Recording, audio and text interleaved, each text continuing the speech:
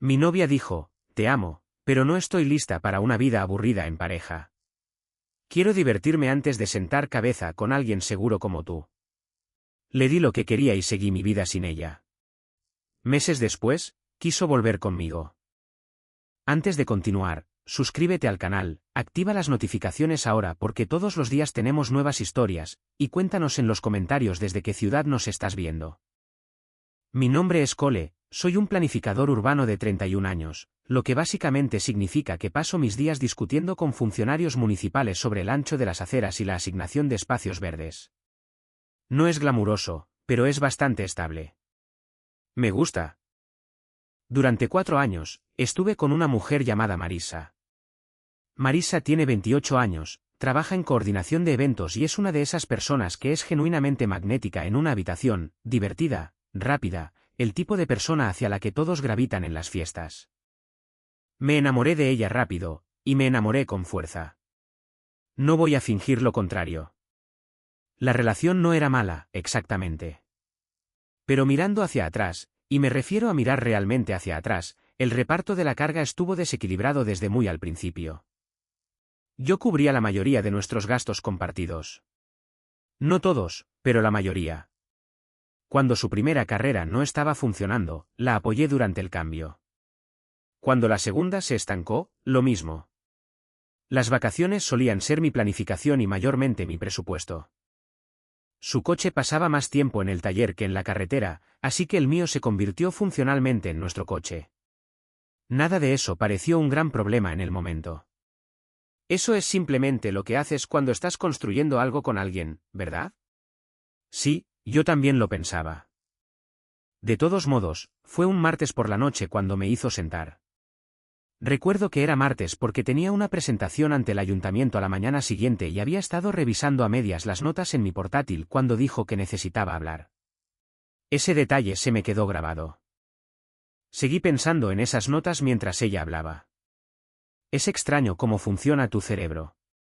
Se sentó frente a mí en la mesa de la cocina. Podía notar que había estado ensayando algo. Tenía esa quietud particular que la gente adquiere cuando practica palabras y trata de no perderlas. Te quiero, Cole, empezó ella, de verdad que te quiero. Siempre que alguien empieza con un de verdad que sí, ya sabes que la siguiente parte no es buena. Dijo que tenía 28 años, que no estaba lista para lo que ella llamaba la aburrida vida de pareja. Que quería viajar, salir, conocer gente, divertirse antes de sentar la cabeza. Habló de experiencias que aún no había tenido. Dijo que quería sentirse libre por un tiempo antes de elegir el camino seguro y estable. Y entonces lo dijo, alguien como tú, alguien seguro. Lo dijo como un cumplido. Lo noté por su expresión, como si me estuviera ofreciendo algo, como si seguro fuera el mayor elogio que podía dar a un hombre y yo debería sentirme honrado de recibirlo. Simplemente la miré por un segundo. 4 años, 2 giros profesionales, los vuelos a Italia ya pagados. Mi coche, mis contactos, mi planificación, mis ingresos llenando los vacíos cada vez que los suyos se quedaban cortos y el resumen de mi valor aparentemente era seguro. No grité. No me emocioné. Realmente no opero de esa manera.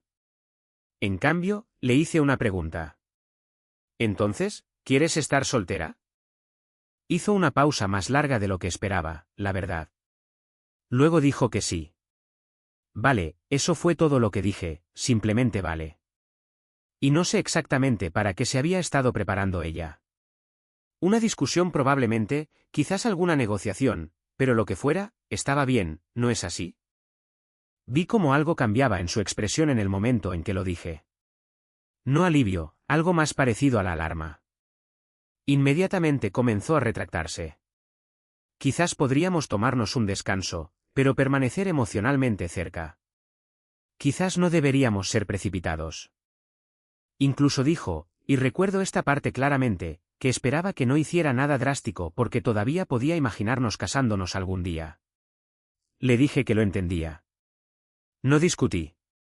No negocié. No le pedí que lo reconsiderara. Y por primera vez desde que se sentó, Marisa pareció genuinamente inquieta. No porque yo estuviera enfadado, porque no lo estaba.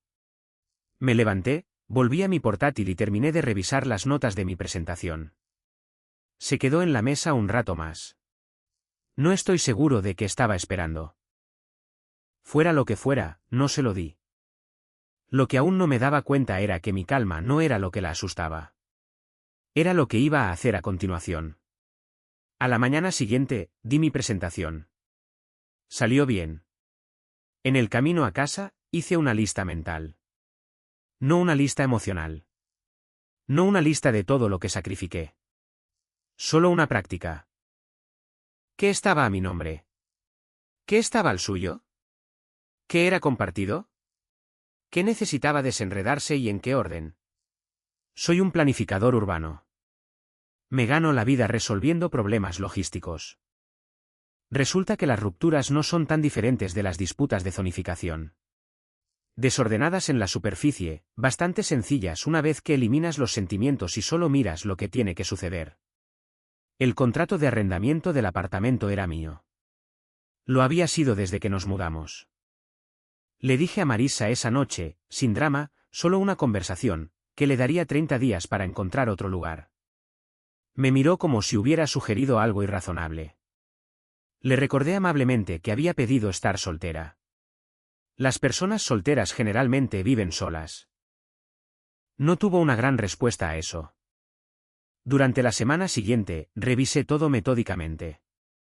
La eliminé de las suscripciones de streaming. La quité de la tarjeta de crédito que ocasionalmente usaba para las compras compartidas de comestibles. Llamé a la compañía de viajes por lo de Italia. Se suponía que íbamos en 3 meses. Vuelos y alojamiento pagados en su mayoría por mí, parte de ello reembolsable. Cancelé mi parte y hice que su parte de las reservas reembolsables se transfiriera de nuevo a su cuenta. Recibió una notificación sobre eso y me envió un mensaje de texto preguntando qué significaba. Le dije que significaba que tenía algo de dinero de vuelta para su viaje si todavía quería ir. No respondió a eso. Esto es lo que pasa con Marisa, que no creo que ella nunca haya entendido completamente sobre sí misma. Era independiente de la manera en que la gente es independiente cuando tienen una red de seguridad muy fiable justo debajo de ellos. Su coche se averiaba, el mío estaba disponible. Necesitaba una referencia para una solicitud de empleo, yo conocía gente. El alquiler se ponía difícil después de un mes flojo, yo cubría más silenciosamente sin convertirlo en un problema. Viajaba espontáneamente porque yo me encargaba de la logística cuando era necesario. Nada de eso le parecía dependencia porque estaba tan perfectamente integrado en la relación que simplemente parecía la vida. Como si las cosas salieran bien porque las cosas salen bien. Yo era la razón por la que las cosas salían bien. Ella simplemente nunca tuvo que ver la maquinaria. Así que, silenciosamente retiré la maquinaria. También por la misma época dije que si algo que había estado posponiendo en el trabajo, un exigente proyecto a largo plazo que venía con un ascenso significativo y un aumento de sueldo. Había dudado porque significaría horarios menos flexibles, y me había acostumbrado a estructurar mi agenda en torno a los eventos y planes de Marisa. Esa razón ya no existía. Acepté el proyecto. Encontré un apartamento más pequeño más cerca de la ciudad. Un trayecto más fácil, menos metros cuadrados, exactamente lo que necesitaba. Volví a contactar a algunos amigos que había dejado que se distanciaran con los años. Chicos a los que había restado prioridad porque la vida en pareja tiene una forma de encoger silenciosamente tu mundo si lo dejas. Resulta que la gente es bastante indulgente cuando simplemente reapareces. Marisa, mientras tanto, estaba prosperando, o al menos así parecía. Sus redes sociales se llenaron en cuestión de semanas. Bares en azoteas, viajes de fin de semana con nuevos amigos, conciertos, fotos con gente que no reconocía. Parecía feliz de esa manera particular en que la gente parece feliz cuando lo está representando un poco para una audiencia. No digo que no fuera real. Quizás lo era. Genuinamente no pasé mucho tiempo analizándolo. Amigos en común la mencionaban ocasionalmente. Nunca hice preguntas de seguimiento. No la estaba rastreando. Tenía suficientes cosas en marcha. Eso duró un par de meses. Y honestamente, pensé que eso era todo. Ruptura limpia. Ambas personas siguen adelante. Hecho. Entonces mi teléfono vibró una noche mientras estaba en mi sofá revisando notas del proyecto. Un meme, algo que a ambos nos había parecido gracioso hacía mucho tiempo. Alguna referencia de una broma interna que apenas recordaba. Sin pie de foto, solo la imagen. Lo miré fijamente durante probablemente 10 segundos. No era realmente un meme. Lo sabía. Cualquiera que haya estado en una relación larga sabe la diferencia entre alguien que te envía algo gracioso y alguien que te envía algo para ver si la puerta sigue abierta. Puse mi teléfono boca abajo y volví a mis notas, pero noté algo a lo que probablemente debería haber prestado más atención. Lo envió a las 11:44 de un miércoles por la noche. Eso no es un envío casual. No respondí esa noche. Me fui a la cama, me levanté, fui a trabajar, un día normal. Finalmente, respondí algo como, jaja, sí, y lo dejé ahí. Suficientemente amigable para no ser grosero, suficientemente corto para no ser una invitación. Respondió de inmediato. Por supuesto que lo hizo. Solo un emoji de risa. Luego, unos minutos más tarde, ¿cómo has estado? Y empezamos. Quiero ser claro sobre algo. No estaba jugando. No estaba siguiendo ninguna estrategia. Simplemente, genuinamente no tenía mucho que decirle. Y no iba a fabricar una calidez que no sentía. Así que, mantuve las cosas breves, cordiales, de la manera en que le enviarías un mensaje de texto a un antiguo compañero de trabajo con el que te encontraste en una cafetería. Suficientemente agradable, pero nadie finge que es más de lo que es. A Marissa no se le da bien ser breve y cordial. Mantuvo la conversación en marcha, pequeñas cosas al principio. Algo que le recordaba un viaje que hicimos, un restaurante que nos gustaba y que aparentemente cerró. Cosas inofensivas que por sí solas no significan nada, pero que juntas significan estoy pensando mucho en ti. Respondí cuando sentí que era grosero no hacerlo. No insistí en nada más. Entonces una noche envió, ¿alguna vez nos echas de menos? Así de simple. Sin preámbulos, sin contexto, simplemente lo soltó en medio de un martes. Lo pensé por un minuto. Genuinamente lo pensé. Y la respuesta honesta fue que echaba de menos ciertas cosas, la comodidad de la familiaridad, tener a alguien cerca, algunos de los buenos momentos al principio, pero echar de menos esas cosas es diferente a echarla de menos a ella, y es muy diferente a querer volver. Le dije que esperaba que estuviera bien y que yo había encontrado un buen ritmo, lo cual era cierto y tampoco era una respuesta a su pregunta. Ella notó que eso no era lo que le había preguntado. Lo sé, dije, y lo dejé ahí. Se quedó en silencio por unos días después de eso. Supuse que quizás había captado el mensaje. Volví a mi vida normal. El trabajo era intenso, pero bueno. Había vuelto a correr y había estado pasando más tiempo con un grupo de personas con las que me había reencontrado a través de un viejo amigo de la universidad. Una de esas personas era Ren. Ren es una ilustradora botánica, que es exactamente tan específico e interesante como suena. Hace ilustraciones científicas detalladas para publicaciones e instituciones de investigación. Un sentido del humor tranquilo, sin dramas, fácil de tratar. Empezamos a salir a través del grupo y luego un poco por nuestra cuenta. Nada declarado, nada serio, solo dos adultos disfrutando de la compañía del otro. No estaba buscando nada, pero tampoco iba a rechazar algo bueno por alguien que me había llamado seguro y había pedido ser liberada. No sé exactamente cómo se enteró Marissa, probablemente por Perry, un amigo en común que tiene buenas intenciones, pero que genuinamente no puede guardar información. No creo que lo hiciera con malicia. Probablemente solo lo mencionó sin pensar. De cualquier manera, se enteró. El tono de los mensajes de texto cambió de inmediato, notablemente. Donde antes había sido cálida y nostálgica, ahora había un filo. Me preguntó si estaba viendo a alguien. Le dije que había estado pasando tiempo con alguien, sí. Preguntó por cuánto tiempo.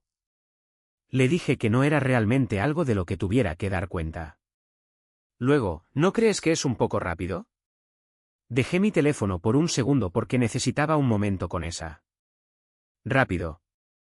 Ella terminó una relación de 4 años, publicó contenido de bares en azoteas en 2 semanas, y me estaba preguntando si yo iba demasiado rápido. Le dije, tan ecuánimemente como pude, que no había un cronograma aquí porque ya no existía un nosotros. Ella había tomado esa decisión. Yo estaba viviendo mi vida. No le encantó esa respuesta. Simplemente no esperaba que siguieras adelante por completo. Sí, sé que eso se estaba volviendo claro. Mantuve la conversación corta y no seguí el juego, pero algo de ese intercambio se me quedó grabado. El cambio en ella se sentía como más que celos. Se sentía como algo más cercano al pánico, y Marissa no entraba en pánico por las emociones. Era bastante buena manejando los sentimientos.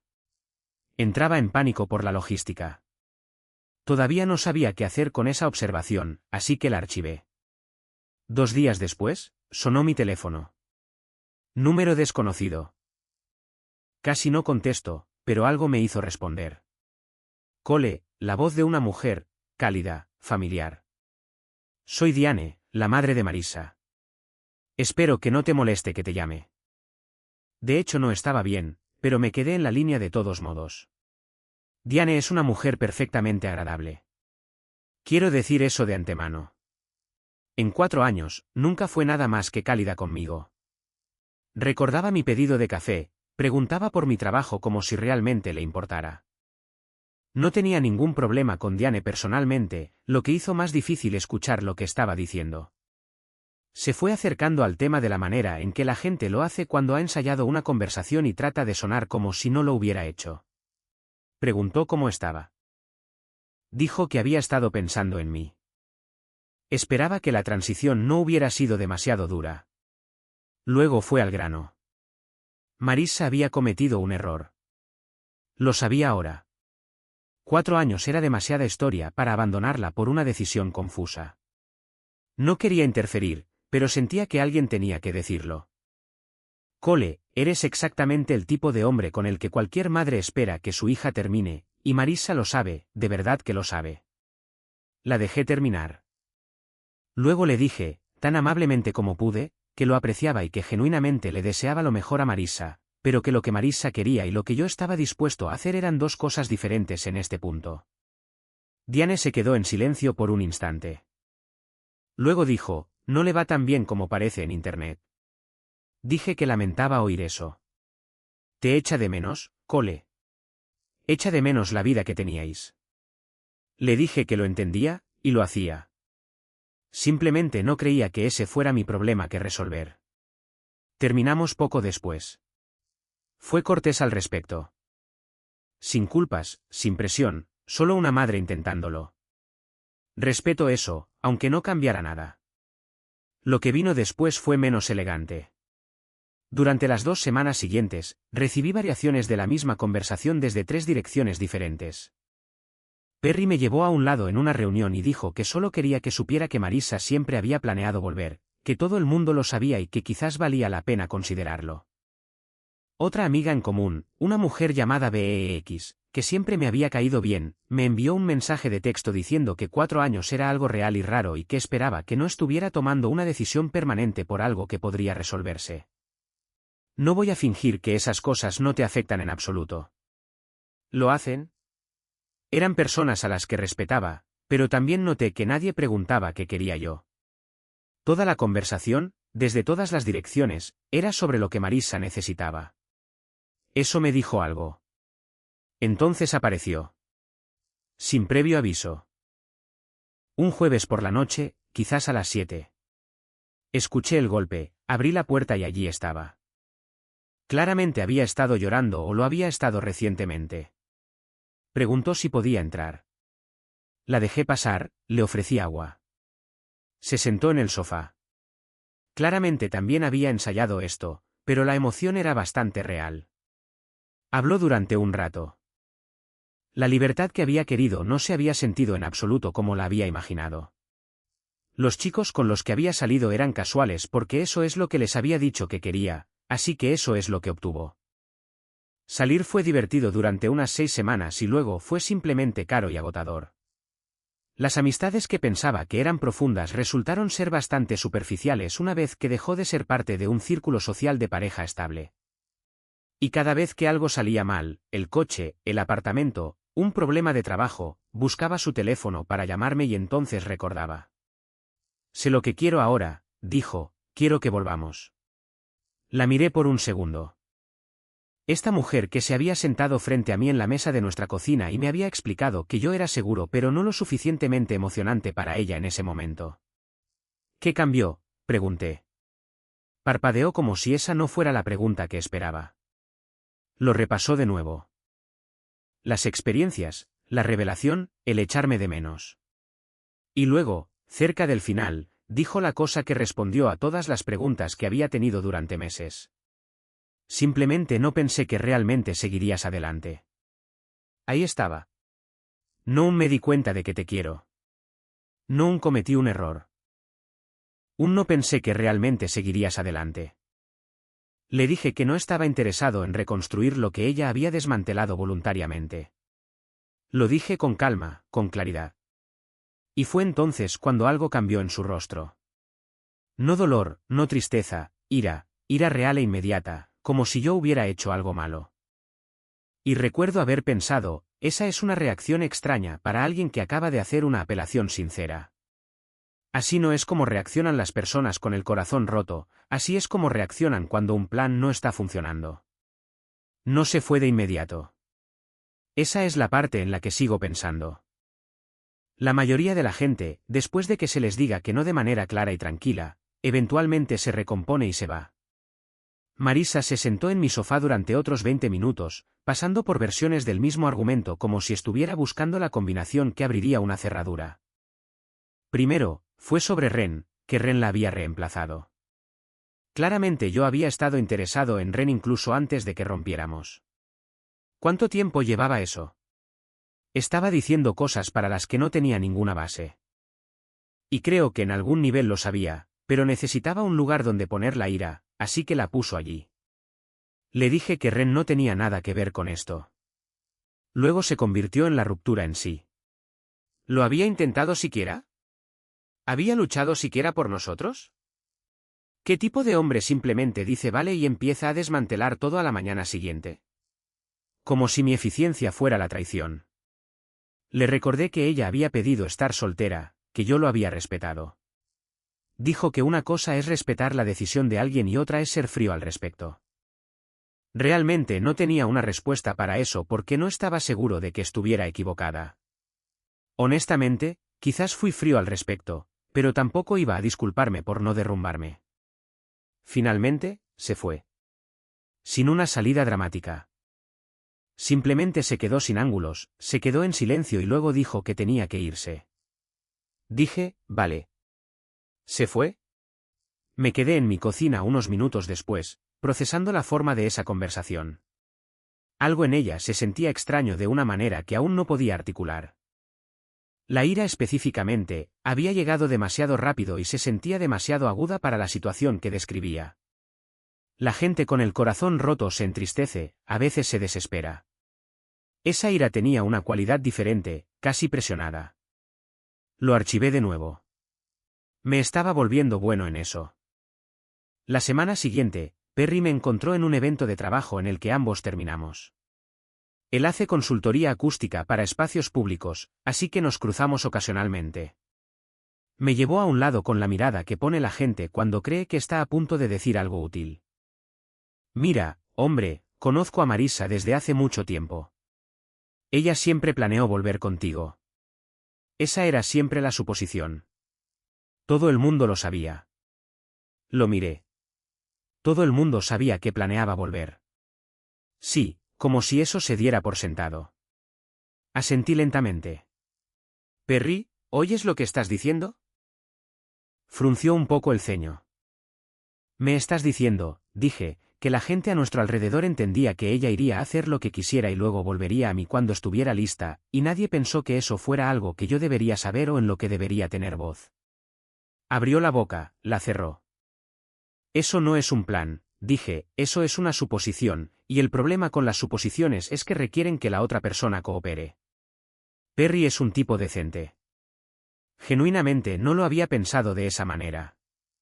Pude verlo recalibrando en tiempo real. Se disculpó y le dije que estaba bien. No estaba enfadado con él y lo decía en serio. Él no fue quien tomó la decisión. Pero esa conversación se me quedó grabada más de lo que esperaba porque confirmó algo. Esto no era solo Marisa siendo emocional. Había habido una arquitectura laxa en esto, una expectativa compartida entre las personas que la conocían, de que yo era un punto fijo, que permanecería donde estaba hasta que ella estuviera lista para regresar. Nadie lo había cuestionado porque nadie lo había necesitado. Probablemente siempre había funcionado antes. Empecé a prestar más atención después de eso. Las llamadas de Marisa no cesaron.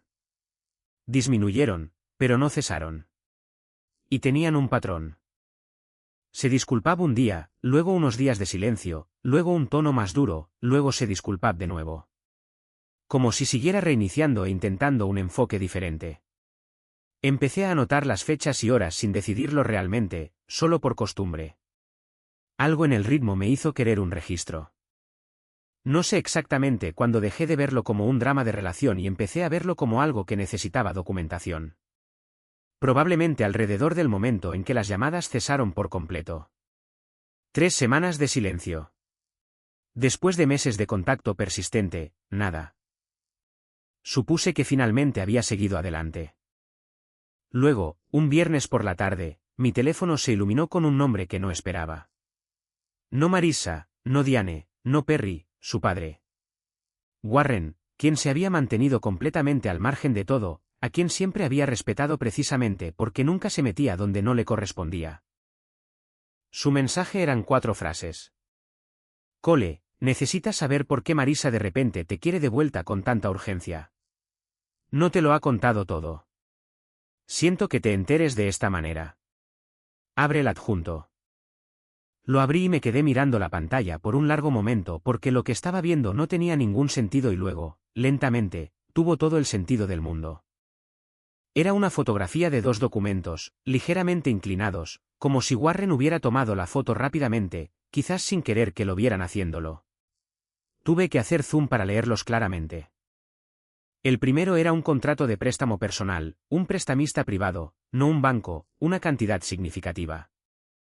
No voy a dar el número exacto, pero era suficiente para que se me encogiera el estómago cuando lo leí, fechado hacía unos 14 meses, lo que lo situaba directamente dentro de nuestra relación, dentro de nuestro apartamento, dentro de la vida que supuestamente estábamos construyendo juntos. Mi nombre figuraba en él como cofirmante. Leí esa línea 3 veces.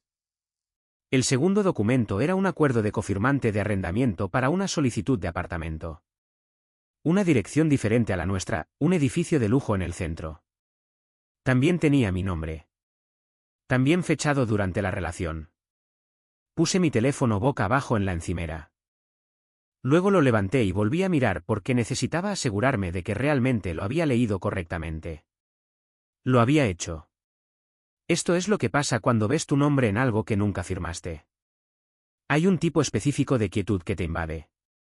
No es como la ira, que tiene calor e impulso. Es más como el momento en que estás mirando un rompecabezas y la imagen de repente se resuelve y te das cuenta de que cada pieza que pensabas que estaba en el lugar equivocado estaba en realidad exactamente donde se suponía que debía estar. Los mensajes de texto desesperados, la campaña de presión, la llamada de su madre, Harry entregando el mensaje, Marisa apareciendo en mi puerta, la ira cuando dije que no, el patrón de llamadas, todo. No me quería de vuelta, me necesitaba presente y cooperativo antes de que quienquiera que tuviera ese préstamo viniera a buscar a un cofirmante. Me senté, me quedé allí unos minutos. Entonces llamó Warren. Sonaba cansado, un poco avergonzado, creo, aunque nada de esto era su culpa. Se disculpó incluso antes de explicar nada, lo que me dijo que había estado guardando esto por un tiempo y que le había estado pesando. Llenó los huecos. Marisa había estado lidiando con problemas financieros durante la segunda mitad de nuestra relación, más tiempo del que yo sabía. Aparentemente, había acumulado deudas silenciosamente, de la manera en que la gente lo hace cuando es demasiado orgullosa para pedir ayuda y demasiado imprudente para dejar de gastar. En algún momento, había encontrado un prestamista privado dispuesto a trabajar con ella, pero no había calificado con sus propios ingresos. Así que, había usado mi información, nombre, detalles de empleo, documentación de ingresos, firmado en mi nombre. Warren se enteró recientemente cuando el prestamista contactó a la familia después de que Marissa comenzara a faltar a los pagos. La había confrontado. Ella lo admitió. Le dio un plazo para que me lo contara ella misma. No lo hizo, de ahí el mensaje. Le di las gracias, genuinamente. No podría haber sido fácil hacer esa llamada en contra de su propia hija. Dijo que le caía bien y que no iba a dejarme andar por ahí con algo en mi crédito sin saberlo. Dijo que si necesitaba que cooperara con cualquier cosa en el futuro, lo haría. Le dije que estaría en contacto, colgué y llamé a mi abogado. Su nombre es Roland. Lo he usado para revisiones de contratos en algunos de mis proyectos de planificación más grandes. Astuto, sin rodeos, exactamente quien quieres cuando necesitas que alguien te diga lo que es realmente cierto frente a lo que temes que pueda ser cierto. Se lo expuse. Me pidió que le enviara las fotos que Warren había compartido y que le diera un día para revisar las cosas. Mientras esperaba, saqué mi informe de crédito.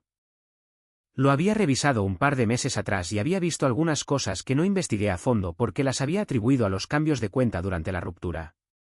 Mirándolo ahora, con contexto, era obvio. Había marcas que no había puesto yo, consultas que no había autorizado. Sentí algo entonces que no había sentido en todo esto. No ira exactamente, más bien una claridad fría y asentada, del tipo que te vuelve muy tranquilo y muy deliberado. Roland llamó al día siguiente, confirmó lo que sospechaba. Las firmas no eran legalmente mías. Los acuerdos de cofirmante eran fraudulentos y tenía bases claras para una reclamación formal por fraude con la compañía de préstamos y un proceso de disputa para cada marca de crédito vinculada a ello. Me preguntó cómo quería proceder. Antes de que pudiera responder, mi teléfono vibró. Marissa, ¿te contactó mi padre? Sea lo que sea que te haya dicho, puedo explicarlo. Miré ese mensaje durante un largo momento. Luego le dije a Roland que le devolvería la llamada por la mañana con mi decisión porque de repente tenía una idea mucho mejor de cómo quería que fuera esto. No respondí a Marissa esa noche, no porque estuviera siendo estratégico de alguna manera elaborada. Solo necesitaba pensar con claridad antes de hacer nada. Y he aprendido que no pienso con claridad cuando estoy reaccionando. Así que hice la cena, revisé algunos archivos de trabajo y me fui a la cama a una hora razonable como una persona que no acababa de descubrir que su exnovia había falsificado su firma en un contrato de préstamo. Dormí bien. De hecho, eso probablemente dice algo sobre dónde estaba mentalmente en ese punto. Por la mañana, llamé a Roland. Le dije que quería seguir adelante con todo lo que estuviera a mi alcance, la reclamación por fraude con la compañía de préstamos, la disputa formal sobre cada marca de crédito no autorizada, todo. También le dije que no estaba interesado en apresurarme, quería que se hiciera correctamente. Dijo que era la decisión correcta y que moverse con cuidado en realidad fortalecería la posición. Me aconsejó que evitara discutir los detalles con Marissa directamente, que mantuviera cualquier conversación vaga si ocurría y que bajo ninguna circunstancia le diera pistas sobre el proceso legal en curso. Le pregunté qué necesitaría además de los documentos que Warren había enviado. Dijo que una conversación grabada donde ella reconociera el préstamo y el uso de mi información sería útil. No requerida, pero útil. Mencionó que las leyes sobre grabación varían y que en mi estado se aplica el consentimiento de una sola de las partes, lo que significa que puedo grabar una conversación en la que participo sin notificar a la otra persona. Lo dijo puramente como información. No me dijo qué hacer con ella. Lo aprecié. Mientras Roland comenzaba el proceso de papeleo, pasé unos días reuniendo todo lo que pude por mi parte. Registros bancarios del periodo relevante, confirmaciones por correo electrónico de cuentas a las que todavía tenía acceso, el informe de crédito completo con cada consulta marcada y fechada. Creé un documento simple organizándolo todo cronológicamente. No porque Roland me lo pidiera, solo porque necesitaba ver la forma completa de ello. Así es como se veía esa forma. El préstamo se sacó hace 14 meses. Por esa misma época, Marissa había pasado por lo que me describió como un bache de flujo de caja que, según dijo, se estaba resolviendo. Yo había cubierto silenciosamente más de nuestros gastos compartidos ese mes sin hacer preguntas porque eso es lo que hacía. 2 meses después, solicitó ese apartamento de lujo, para el que era la solicitud con cofirmante. La solicitud fue denegada porque incluso con mis ingresos listados, su documentación real no resistió el escrutinio. Así que, se quedó en nuestro apartamento, en nuestra relación y siguió gastando. Recordé el viaje a Italia, lo entusiasmada que había estado al respecto, cómo seguía añadiendo cosas al itinerario, mejoras, restaurantes más caros, unos días extra. Yo había estado pagando la mayor parte, y simplemente lo había aceptado porque parecía que estaba emocionada, y yo estaba feliz de hacerla feliz. Ahora entendía lo que era eso. Había sabido por un tiempo que un ajuste de cuentas financiero eventualmente llegaría. Quería extraer todo lo que pudiera antes de que llegara. La ruptura con su oferta de permanecer conectados emocionalmente, de tomarse un descanso en lugar de un final limpio. Eso no era ambivalencia. Era un intento de mantenerme lo suficientemente cerca para manejar la situación cuando la compañía de préstamos viniera a buscarla. Cuando no cooperé con eso, cuando simplemente dije vale y me fui, entró en pánico, de ahí los meses de contacto, de ahí la campaña de presión, de ahí aparecer en mi puerta. Me necesitaba dócil. Idealmente, me necesitaba de vuelta dentro de la relación donde mi participación pudiera ser enmarcada como mutua. No soy una persona vengativa. Quiero ser claro al respecto, pero tampoco voy a absorber el fraude de otra persona porque es incómodo hacer lo contrario. Le envié un mensaje de texto a Marissa un jueves por la noche. Deberíamos hablar. Pásate el sábado. Su respuesta llegó en menos de 2 minutos. Sí, gracias. Allí estaré.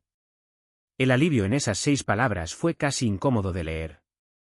Roland me había dicho lo que necesitaba.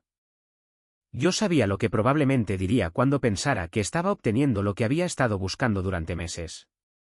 Puse mi teléfono en la encimera de la cocina el jueves por la noche y comprobé la función de grabación. Audio claro, buena ubicación. El sábado parecía muy lejano. Sin embargo, no lo era, y cuando llamó a mi puerta esa tarde, compuesta y cuidadosamente arreglada de la manera en que la gente lo está cuando ha decidido exactamente cómo va a manejar algo, sonreí, abrí la puerta de par en par y dije, entra. No tenía absolutamente ninguna idea de en qué se estaba metiendo. Se veía bien. Le concedo eso.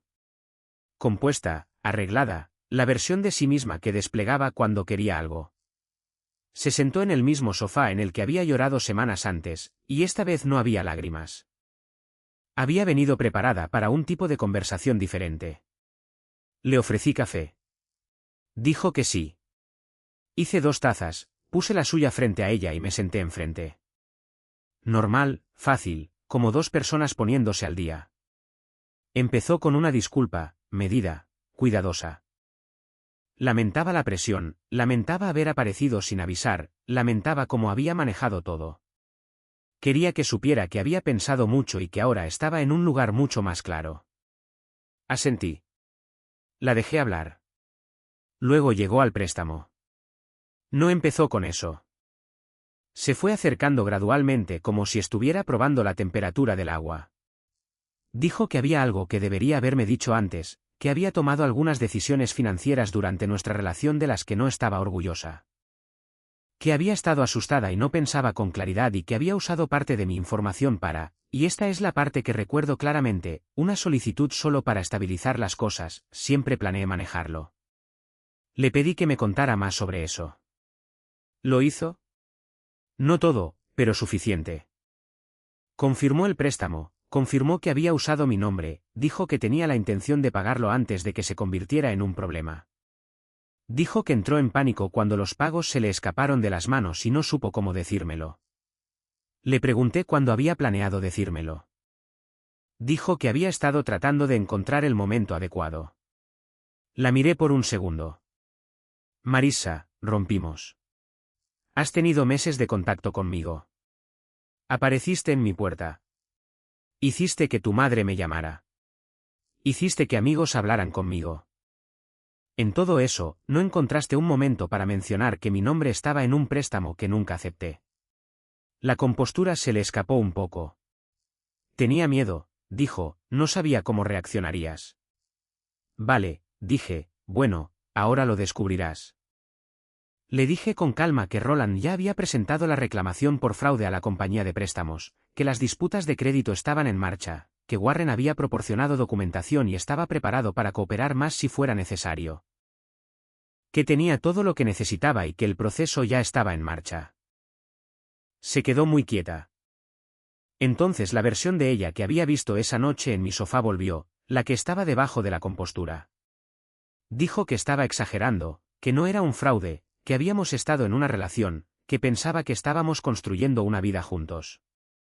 Dijo que lo pagaría. Dijo que involucrar a abogados era cruel dado todo lo que habíamos pasado. La dejé terminar. Luego le dije que genuinamente esperaba que encontrara una manera de manejarlo. Eso no era sarcasmo. Realmente lo decía en serio. Pero el proceso legal estaba sucediendo de todos modos porque mi crédito y mi nombre no eran negociables y el tiempo para un resultado diferente había pasado en algún momento durante los 14 meses que había pasado sin decírmelo. Se fue sin decir mucho después de eso. Sin una salida dramática. Simplemente se quedó sin cosas que decir, recogió su bolso y salió. Cerré la puerta y me quedé en mi cocina por un minuto. Luego le envié un mensaje de texto a Roland diciéndole que tenía lo que necesitaba. El resultado, para quien se lo pregunte, fue relativamente limpio dado lo desordenado que podría haber sido. La compañía de préstamos me eliminó como cofirmante después de que Roland presentara la documentación de fraude. Warren cooperó plenamente y su testimonio hizo que el proceso fuera sencillo. Las marcas de crédito fueron disputadas y eliminadas en los meses siguientes. Sin cargos penales. Roland aconsejó que la vía civil era más eficiente y, francamente, la cooperación que ya teníamos la hacía innecesaria. Marisa tuvo que manejar el préstamo ella misma.